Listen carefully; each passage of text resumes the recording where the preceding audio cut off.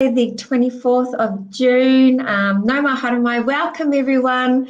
But before we kick things off and I introduce you to the first of our wonderful speakers for Woo Table Kōrero, we're going to have a karakia. So, inoi tātou, haura mai runga, haura mai raro, haura mai roto, haura mai waho, haura te pūtaki o tēnei kaupapa, kia pūrangi aho mātou I te wānanga me te kōrero. Tēnei te titi ake e te pau haura ki te pūtaki o tēnei wānanga. Tūturu o whiki whakamaua ki a Tina. Tina, haumie, huie, tai ki e. Tui a te rangi, tui a te whenua, tui a te pau heringa tangata o te motu. Kei tāu ki kingi tu heitia potato te whiriwhiro, te tuawhitu, pai mārire, kia ko otira ki a tātou. E mihi ana ki a tātou, tātou kua whakakotahi mai ki te tautoko I te karanga o te pō.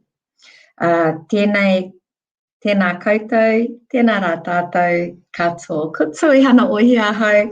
Man, I don't know why I always get nervous when I have to do that. I think because I'm still practicing. But I just want to do a few acknowledgements before we introduce our first speaker. Just to acknowledge my gorgeous niece, Kiritahanga Muntz, who's helping us, or helping me in particular on my trail journey. I'd also like to thank Nicola Tukiri for sponsoring Woo Table Kōrero, and also Marawatia, who are the section of the Women's Welfare, Māori Welfare League here in Hamilton, who are also sponsors of Woo Table Kōrero. I'd also like to thank Nikora Narapo for the use of his wonderful office this evening. Dorothy McLaughlin, who's in the background to help organise this whole thing and pull it all together. To Jolene Prophet, who's been instrumental in getting her darling partner or husband, Whiti Maipi, to kōrero tonight. And also to Grant Pritchard and his family. Thank you so much for allowing Grant to be with us tonight.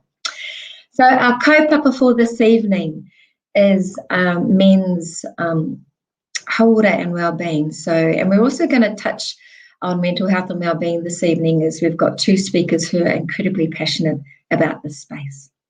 So yes, I'm Tui Hanum Oi here. Thank you for joining us tonight. And now I'm going to introduce you to the very first of our speakers, Whiti Maipi. No mahari mai, welcome. Kia ora, kia ora. Kia ora. How are you? I am good, thank you, Tui Hana. And remember, brother, that we're all good to have children, okay? Come in and out of our kōrero tonight. Cool, because he's been coming in and out since we've been waiting. So can you please introduce yourself? Kia ora, ko Taupiri Te Maunga, ko Waikato Te Awa, ko Waikato Tainu I tōku iwi, ko ngā te mahuta me ngā te whawhake o ku hapu, ko wāhi me te ohaki o ku marae, ko rāhui pōkeka taku kaipo, ko Whiti Maipi tōku ingoa.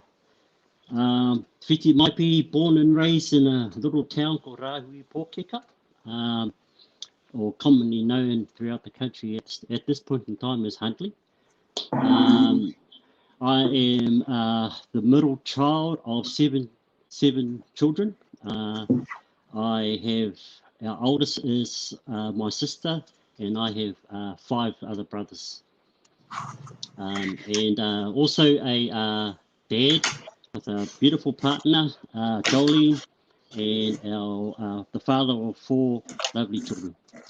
Oh, lovely, lovely. And from a very well-regarded family within Waikato and within Rāhui Pōkeka. But no mahari mai, thank you so much, Whiti. Now I'm going to ask you to try and put some of your humility aside this evening. And can you tell us a little bit about the mahi that you're currently doing, please, Whiti? So my current role, I'm working with the Waikato DHB in mental health and addictions as the whānau advisor.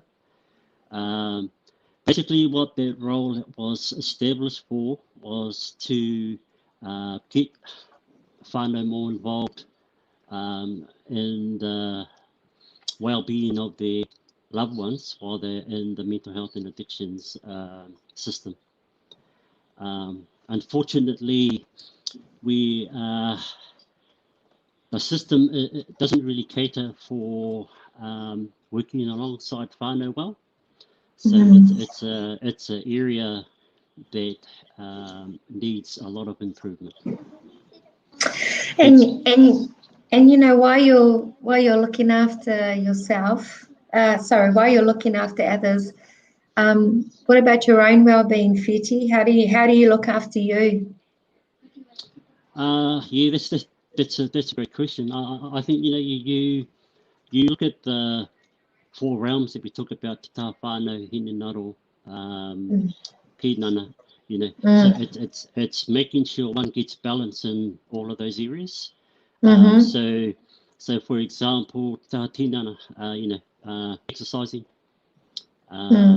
good food. So yeah, I'm a bit of a gym junkie. I go to the gym often.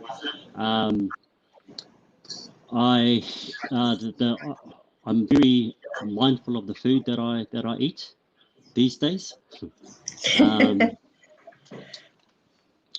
terms of whānau, it's spending time with the children, going home, spending time with mum and dad, going to the marae, spending time with the wider whānau. Te taha wairua, so it's about going back to the marae.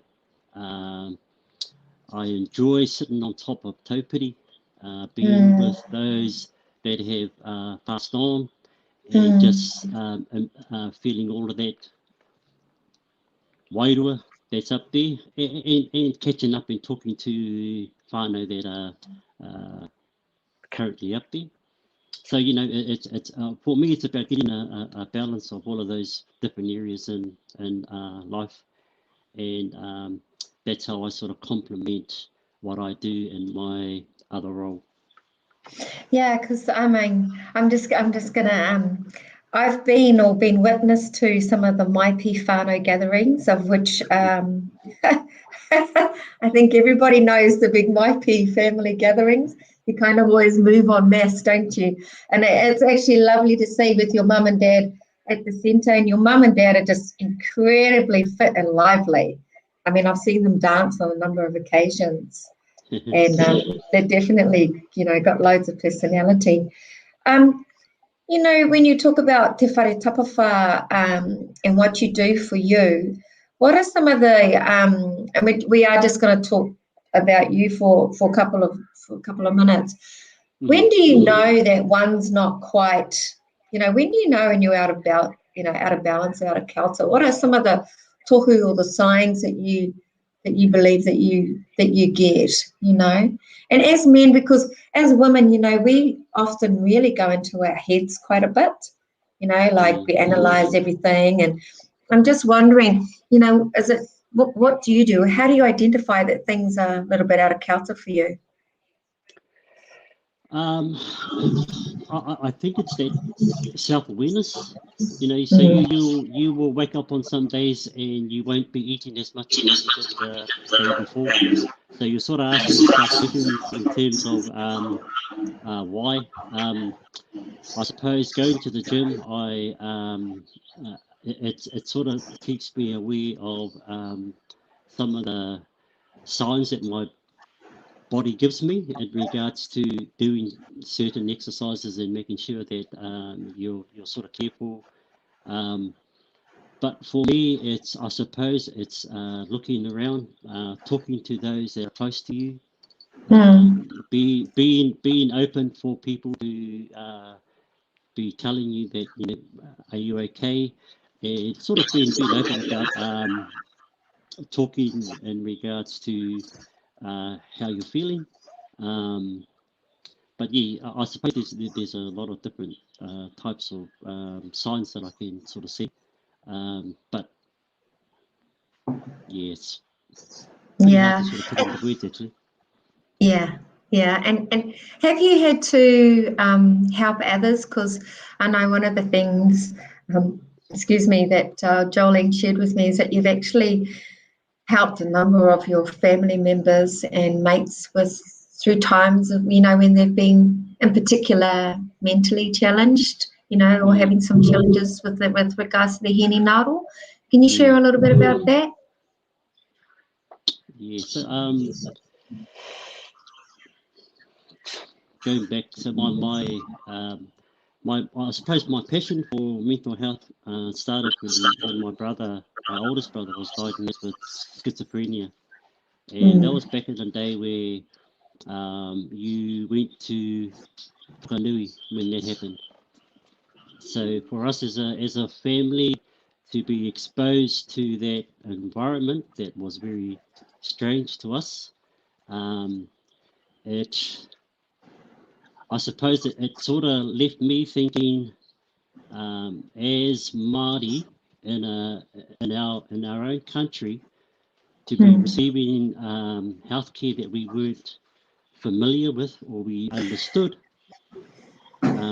something needs to be different.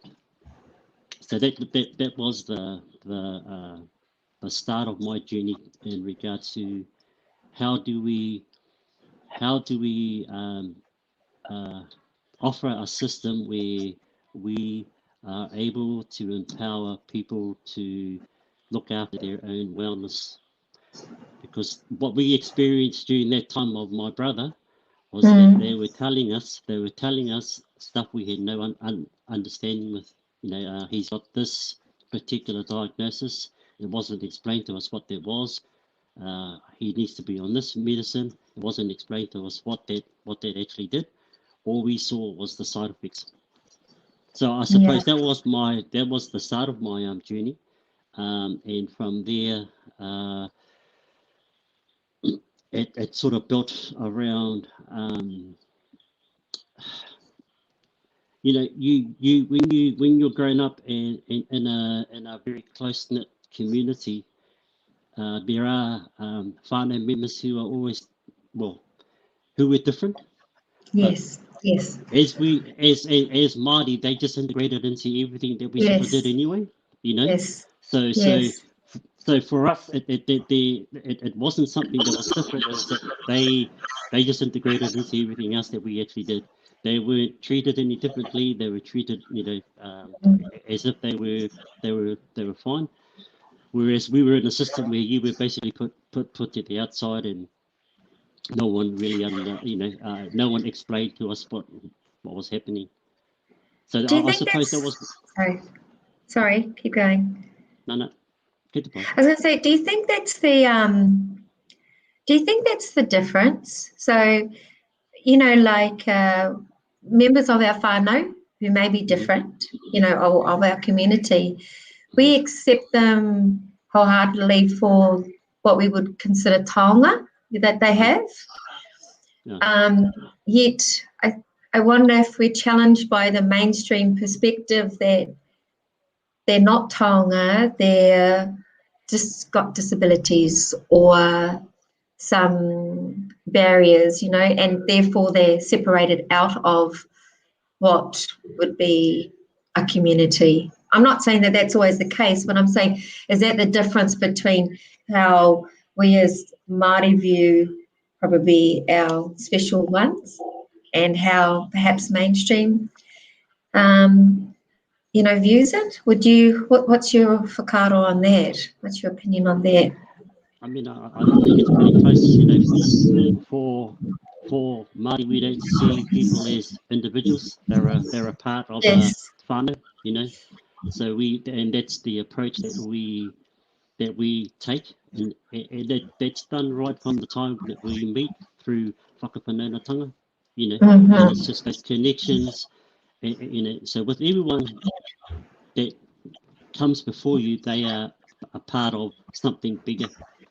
And I think mainstream view on our people, they see that totally differently. They see them as individuals as opposed to being a part of a wider whānau. And I think we still there's still a little bit of way for that view to sort of change though. Do you think that view's changing though? Do you think it's? I'm going to put it this way too, and I'm hopeful that we are entering into that realm where change is starting to happen. Yes, absolutely.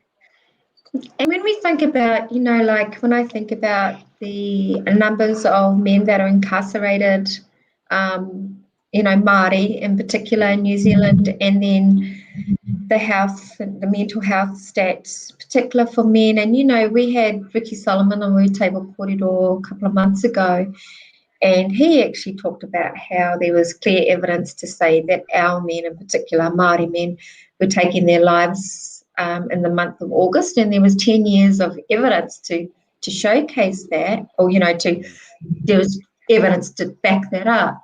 I'm wondering, what do you think is what is it that causes our men to have some of these challenges in life? Let's say, I know we can't we don't want to make too much generalization or assumptions, but just from your work experience and what you've seen, what would you say are some of the major challenges? Intergenerational traumas. Yeah. I think colonization probably has a lot to play in it. But from that stemmed, everything else that was sort of placed on us as Māori. But a lot of the people that I've spoken to, my colleagues, and that they talk about prisons being full with Māori who are suffering historical trauma. But that system doesn't provide the right type of interventions in order for that to help them through trying to deal with that and trying to see that in a different light. So what kind of interventions do you think, in your experience within this space, what kind of interventions do you think would work? If there was no rule book and you could do anything, you could just change the system tomorrow or change the way that things are done, what would be some of those things that you would fundamentally want to change? What interventions would you put in place?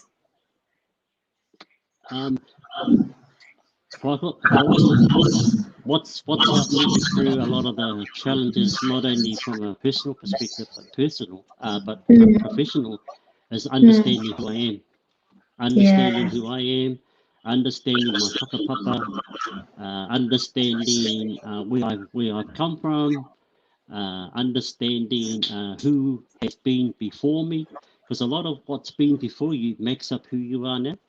And it's understanding, all of that stuff that you have brought with you, that is going to help you more aware in terms of how to deal with life's situations. And I mean, for example, as you mentioned about my parents, we were raised in a house where our parents brought us up to be proud to be Māori. That was our that was the philosophy, and they were I call them crusaders back in the day, where they were part of the Ngā Tamatoa movement. So we were privileged to be around people like Eva Rickard and Tamiiti, Sid Jackson, Hannah Jackson. Those are the people that we were brought up around, and that was the kōrero that we were privileged to sort of be a part of growing up. So they were those that it was that learning from them that sort of gave us the tools and the inspiration in terms of what we're doing here in our space now. Yeah, I think that I know your parents were part of the Tamatoa movement, and to have been brought up in that space where you're very proud of your whakapapa and who you are. And I think that when you talk about who you are, where you've come from, and then also understanding your pūmanawa, because each of us have received a gift from our tupuna, or gifts from our tupuna. What makes us up are actually those pūmanawa, or those gifts that we've received from our tupuna. If you were if you were, to make, what would be the number one thing that you'd like to see happen in the immediate future with regards to, men in particular and their mental health and well-being and their general, holistic mental health well-being?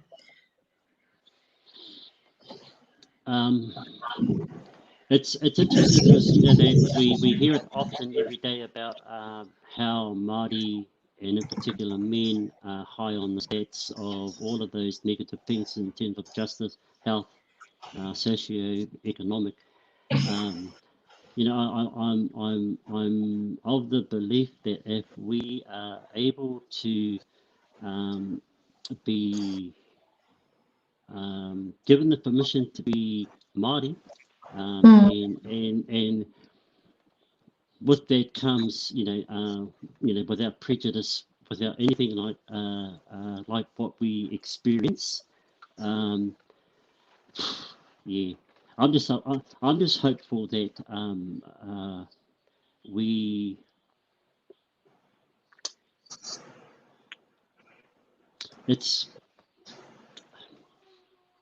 it'll be I'm just trying to find the right word. Sorry, to It's okay. Yeah.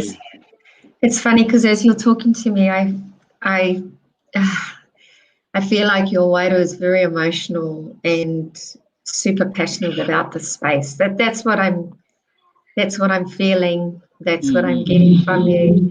Because and you're making me tear up because I'm thinking, oh my gosh, can we get through one root table kōrero where I don't cry? But to be honest, I can just feel your passion and but there must be, I just think that sometimes when you're working within government organisations, there's some frustration around, you just want to get things done faster, and it's probably really obvious to you what needs to be done. So why can't we, are there ever feelings where you think, shaka, can't we just do it? Let's just do it. Let's just get it done. Every day. Yeah. Yeah, every day. I mean, so what we're hoping for in the future should have happened years ago. That's my feeling. Yeah, but I mean, it's here we are now in this space. I mean, I think we have a government who is willing to allow us the opportunity to take the reins of our health system and to allow us to implement an approach that is more suited towards our people. And I think what people need to realize is that, and it's an old cliche saying, is that what's good for Māori is going to be good for everybody. Yeah. This is just not a thing about Māori for Māori. I think that's how it should be done, but other people will actually get benefits from it too. Yeah. And working in I worked in a NGO, and it was a Kaupapa Māori service, and it was interesting that a lot of the non-Māori that came to that service enjoyed the approach and enjoyed how we did things. Yeah. So that to me is evident that by Māori for Māori will be beneficial to everybody.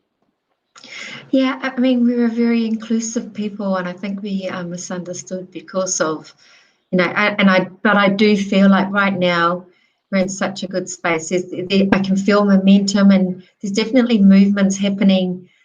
The fact that we're now going to have our own Māori health organisation is fantastic, and I just want to thank you for sharing with us tonight. I'm going to get you to come back after we've spoken to Grant, but I just want to acknowledge you, Matua, for your oozing passion. And I think we get stuck with what we want to say because we just want to say it, but also because we are so incredibly passionate, So thank you so much. I'm going to get you back. Stay, don't you go anywhere.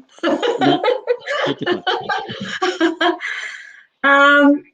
and we have our next speaker, Whānau. We're going to get Wheti back a little bit later, and we're going to have a bit of a discussion between Grant, Wheti, and myself. And please feel free to ask any questions if you've got some. But next up, I have a lot of admiration for this man, much like I do for Wheti. This is him and I don't even know how we managed to cross paths, but we are both incredibly passionate within the wellbeing space. But this is Grant Pritchard. Grant Pritchard, please, no mahara mai, welcome to Retail Kōrero. Kia ora, kia ora. So can you please introduce yourself, Grant? Sure. Ko Kingston te waka, te tai o rehua te moana.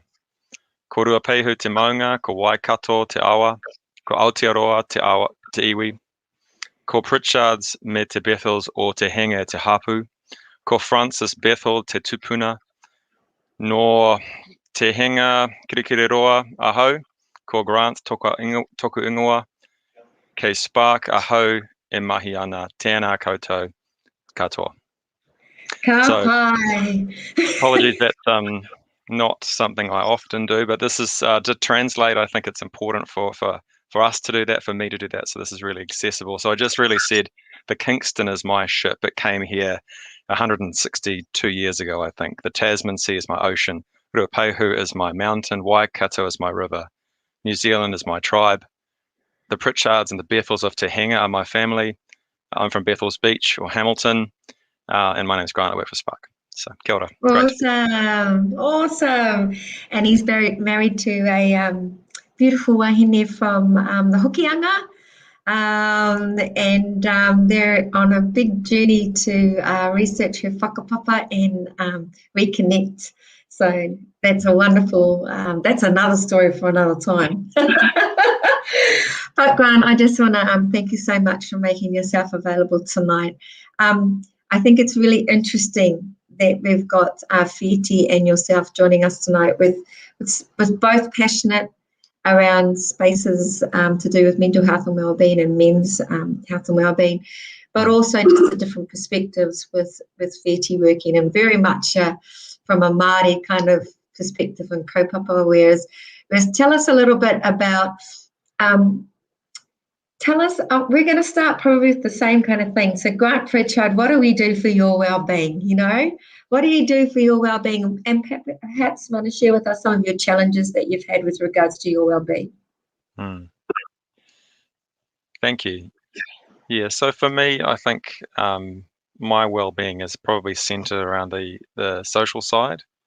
I think just that downtime, that family time, that time that's a bit connective for me can be really healing. And so I have a very busy life at the minute. A big job at Spark, trying to change the world and change how we talk about mental health at work. And then I've got my very patient, very loving family and whānau around me. And so I just love spending time with them. I think my challenges at the moment are really just balancing, and maybe not balancing, we're just getting the right level of harmony, I think, between my work world, my home world, my passion, which is workplace mental health, and just making sure that I get that right and that I don't always put myself second. And so the big challenge for me for 2020 is probably to say no and let go. And I think we could all do with a bit of that courage. And I definitely don't, I think we have to be humble in this space, to recognize that we're not perfect, that we're all on a journey, and that we don't always stick the landing in terms of, you may be a well-being specialist or a ninja like you, Tuihana, but that doesn't mean that your well-being doesn't ebb and flow and that you don't sometimes approach burnout or exhaustion. And so for me, it's really just making sure that I'm being a bit intentional about how I'm spending my time, and that I'm not just saying yes to everybody, even though I want to. Even though my natural inclination is to say, yes, please, let's sort it out, let's do this, Where did this spark or this passion come from with regards to mental health and wellbeing in the workplace? What was your aha moment, that made you think, okay, there needs to be more done here? I think, just to preface that before I get started, just to just to flag to everyone, this is obviously a discussion about mental health and well-being, and so this will be a little bit of a roller coaster, and I think that's okay. I just wanted to give you some advanced warning that I'm going to be really real and really honest about my own journey and my why for better mental health. And so if you do find some of this kōrero difficult, the conversation difficult, it's okay for you to step away. We'll be here when you come back. You know, your well-being is more important than anything you'll hear tonight from me. So, and if you're not doing okay, it's okay to ask for help. In fact, that's the very best thing you can do. All the studies, all the research has a very strong link between our ability to get help early and get the right help early, and the speed and the fullness of our recoveries. So 1737 is amazing. You may have a doctor that you're talking to. Open up to them, talk to your friends and family. Don't be afraid to pick up the phone. 1737 is amazing. It's free. It's 24/7. You just pick up the phone, you text them. 1737. Sorry. So just I always like to try and chuck that in there before I then start crying on not national television this time. So we've all got our own why for mental health, and I won't spend too much time on this, but my why is really, it started when I was quite young. And so I lost a high school, peer of mine when I was 16 to depression. And as a young 16-year-old in 1996, I'm showing my age now, crikey, don't do any maths on that, strike that from the record. But I didn't have anything in my toolbox to be able to deal with that. I just packaged that up, put it in a box, and then didn't think too much of that, if I'm being honest. He wasn't in my year, it was just a very unusual time. And but then I was in Melbourne. I love Melbourne. I spent 8 years there, worked for a big law firm over there, worked for Telstra, Australia's Spark, as I now call them. But I worked with a beautiful colleague, beautiful soul. Her name was Lucy Sedgwick, and she worked, a couple of meters from me for 6 years. We worked together, and we lost her.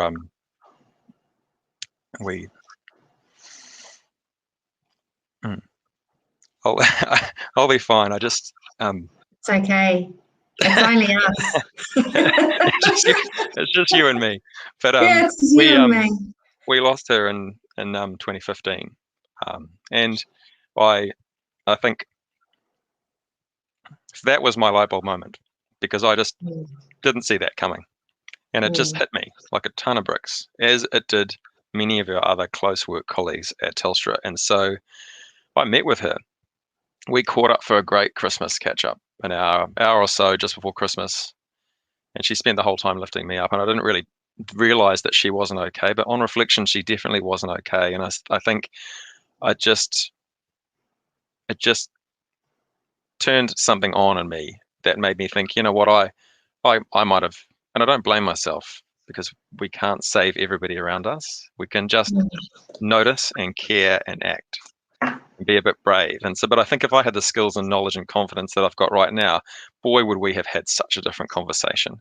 And so that's my why. It's no more valid or important than anyone else's why. And I think as workmates, when you're in that situation, there's an extra overlay of like, who am I to be feeling like this? This amazing workmate has just left behind a husband and 2 kids under 10. So who am I to be feeling upset by all this and have all these things rolling, these emotions rolling around? So that's a bit much on that, but that's my why. That's why I want, my heart is to see everyone care deeply about this topic without having to really experience the grief of losing someone. I think we can get people to caring well before that, and I think there's value in that.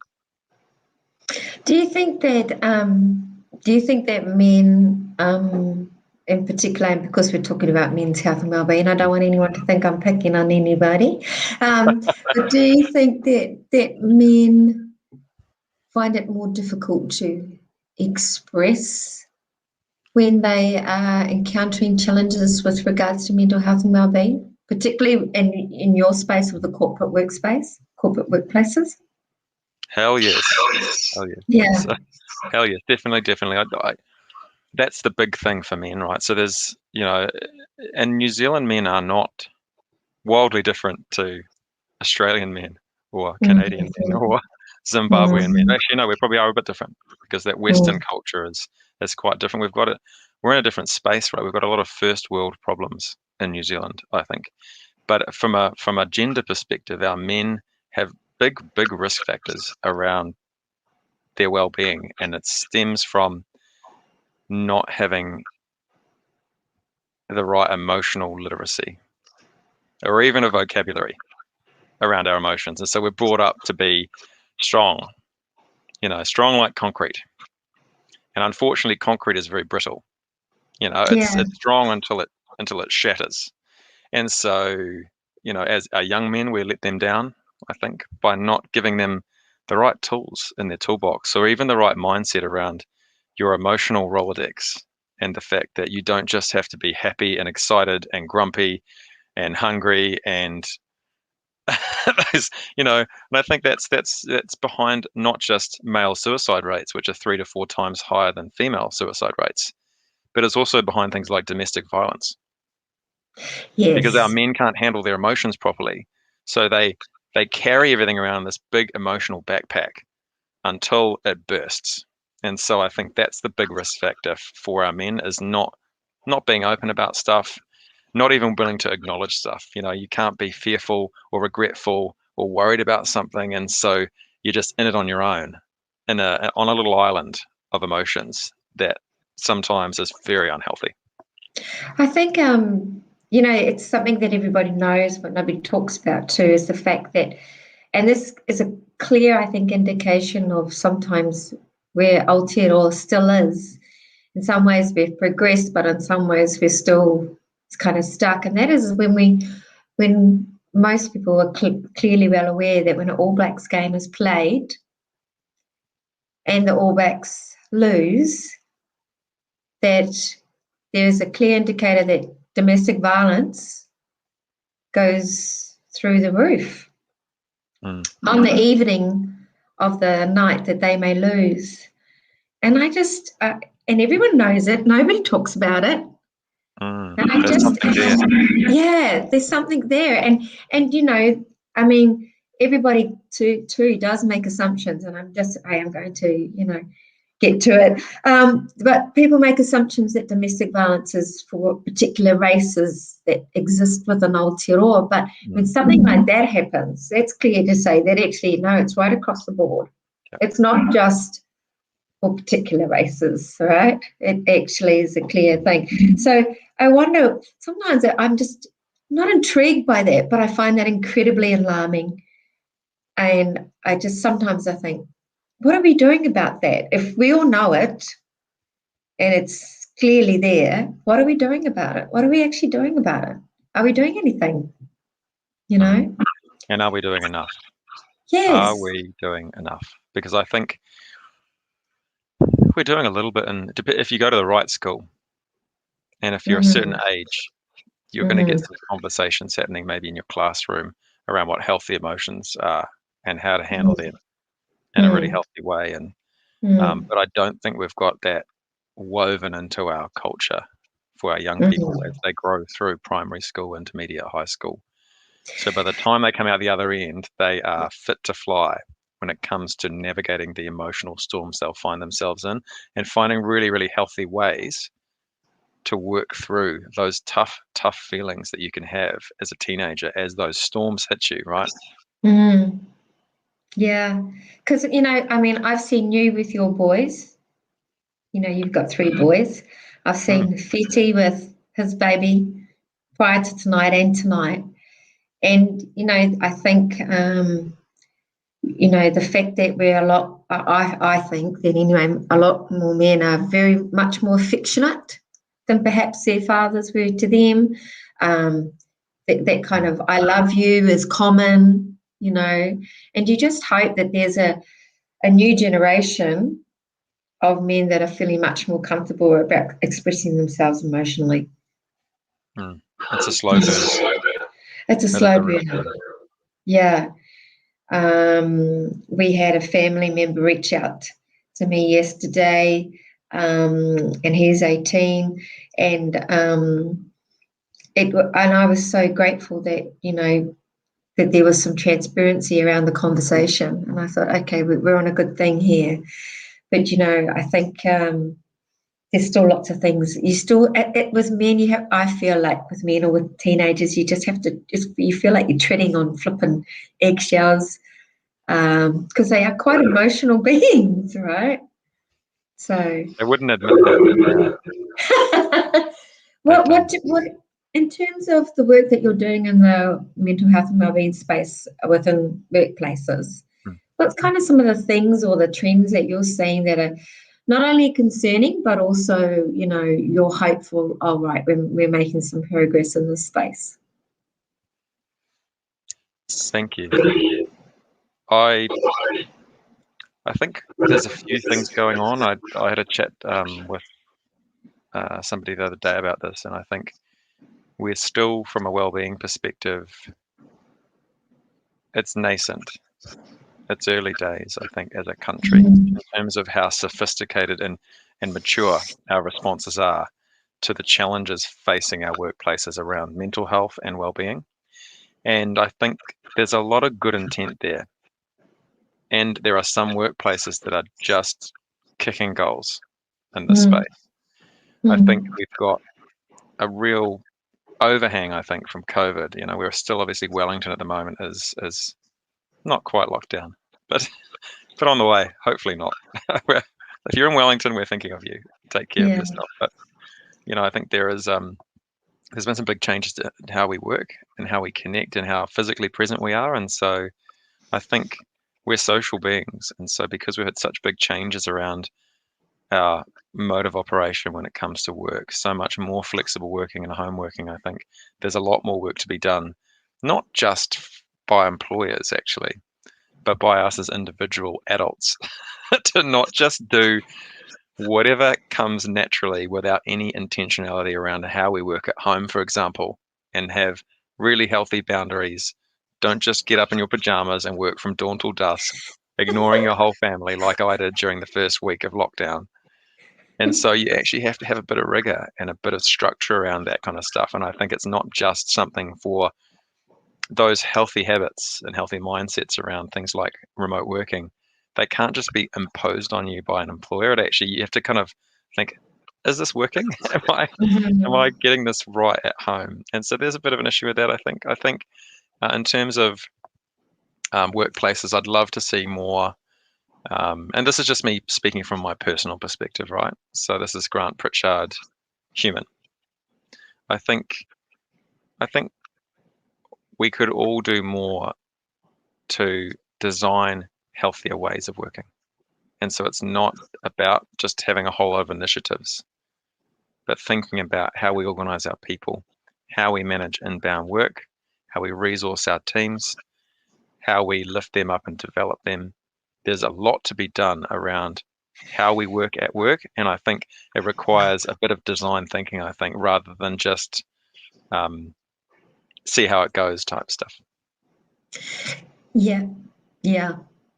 And I think that,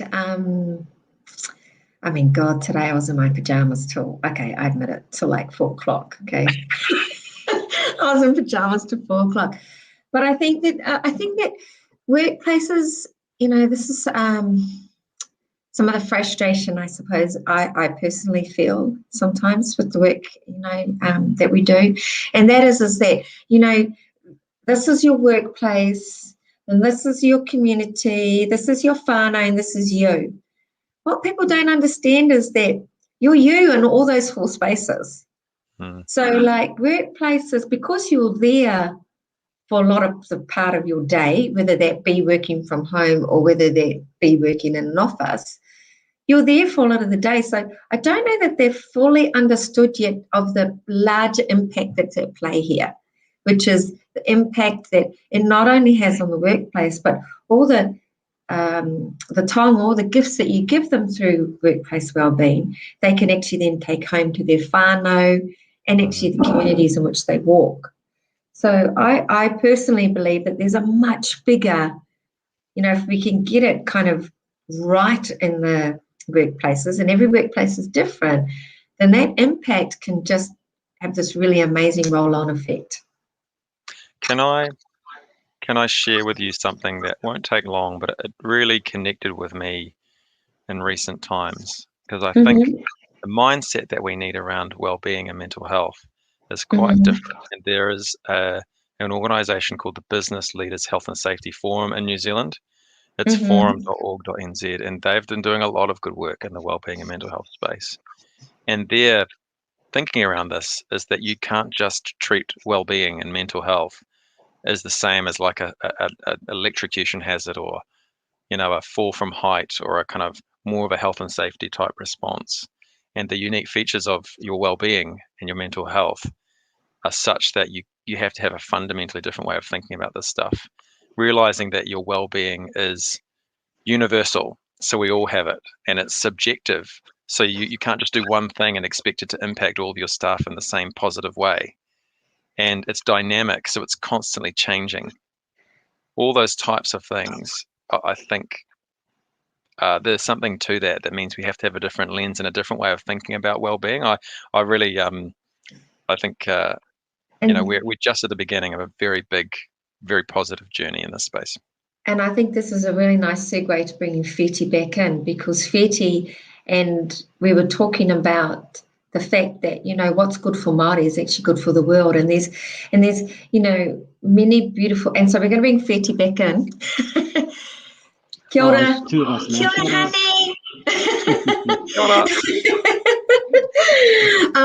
I think that this is a really good opportunity because, we've got, let's say, Grant, and you can correct me, we've kind of got this mainstream world who are trying to search for these things that, can fundamentally change things.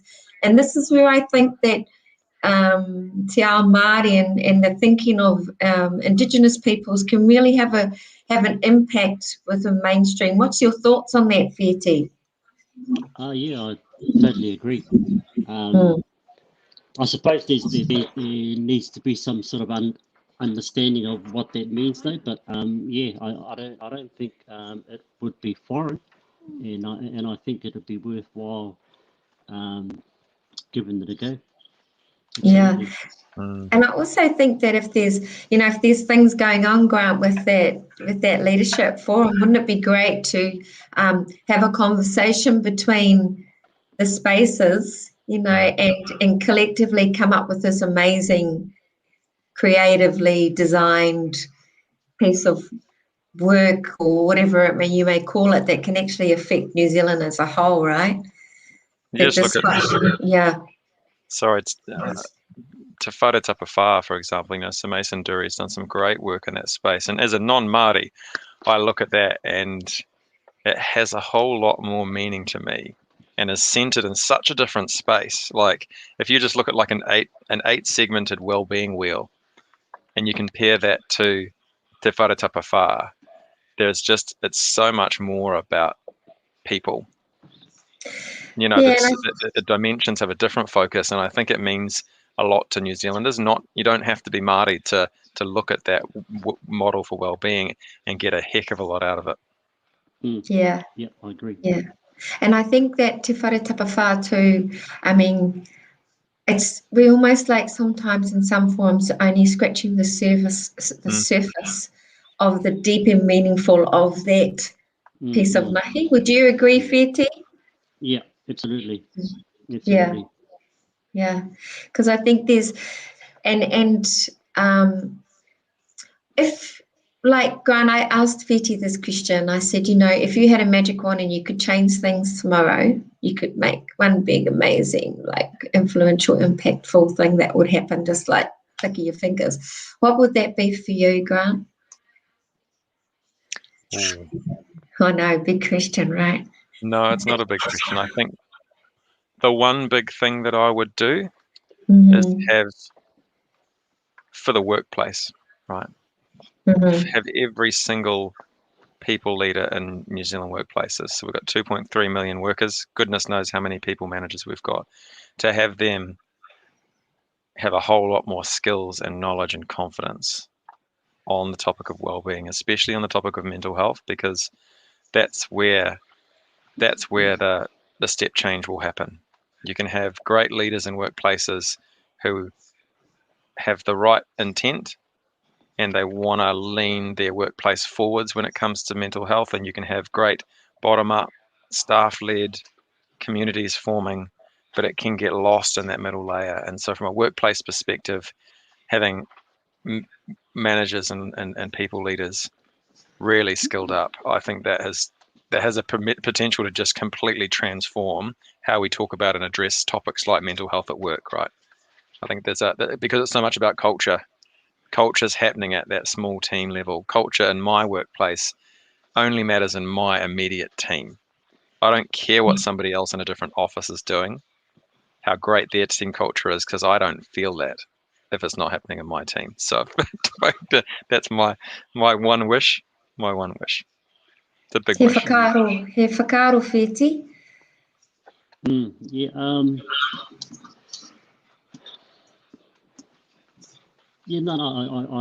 I agree, Grant.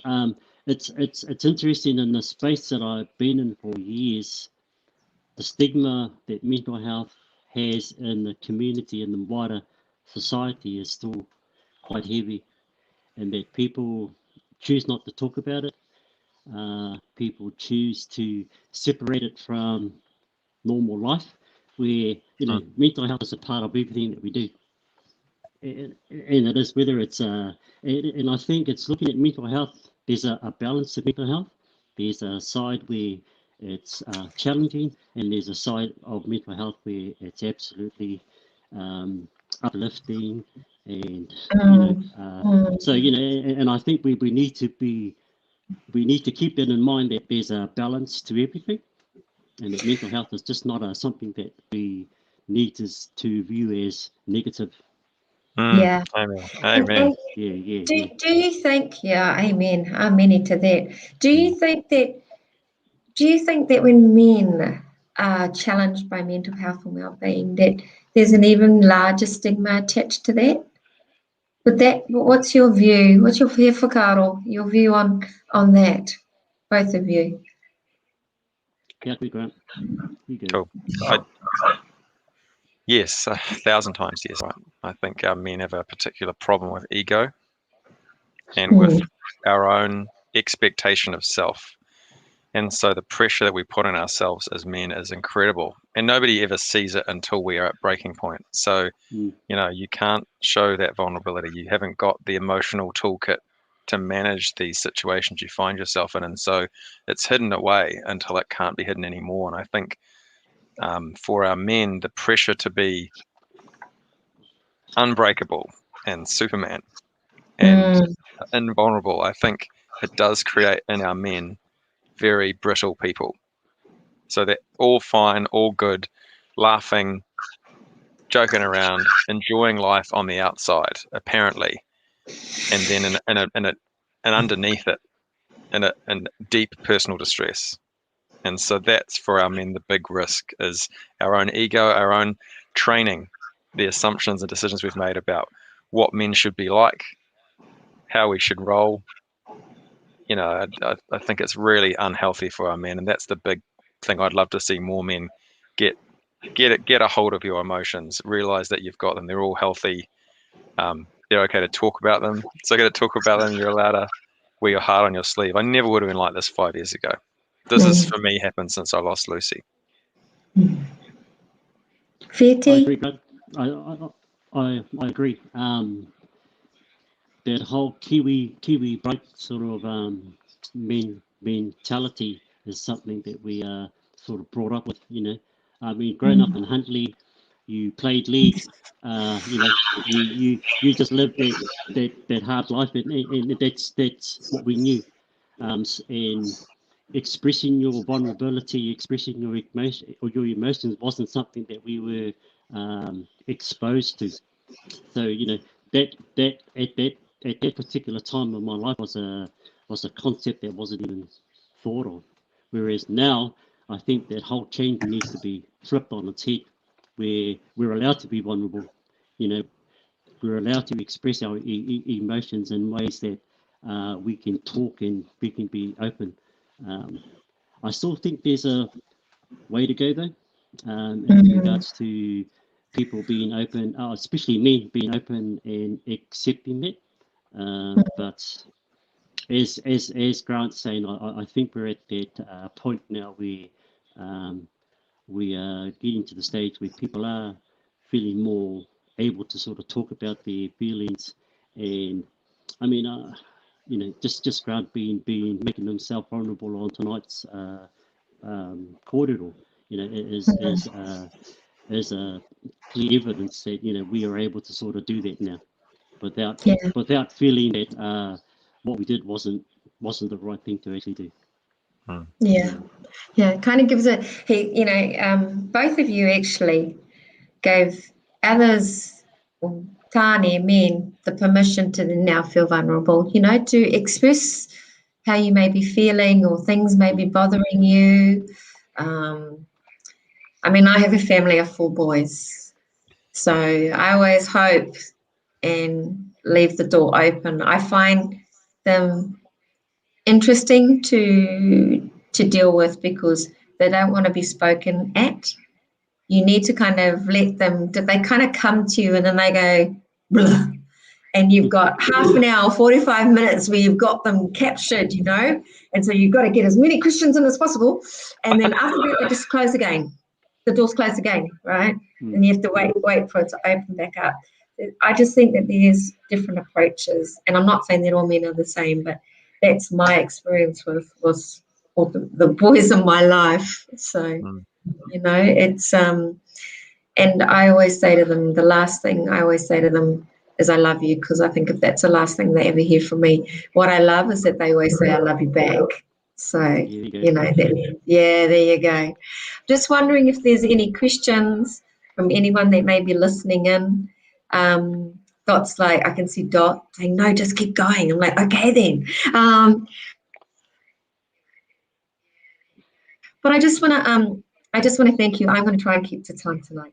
I want to thank you both. I think it's, there's kind of 2 conversations that have happened tonight, and that is one around, that kind of community space that Feti works in with addictions, and that kind of generational trauma that in particular Māori have encountered. And then we've got Grant talking from the workplace wellbeing space. But at the end of the day, I think it's we're all here for kind of a common purpose, and that is just to improve the well-being of all.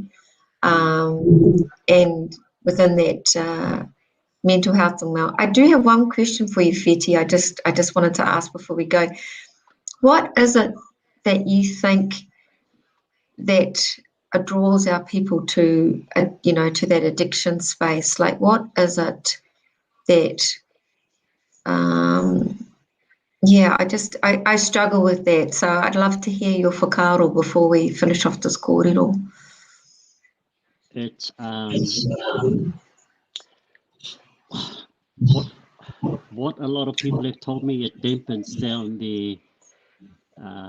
their past, so they don't have to remember it. So they drown it with alcohol, or they take it to another level by using drugs. Yeah. And it's interesting because it's not until you get into their deep kōrero that they start to talk about what's happened to them when they were grown up. And it's just, and I mean, the other thing is that they come from, and this is not everybody, but they come from an environment where that's normal. Yeah. So it's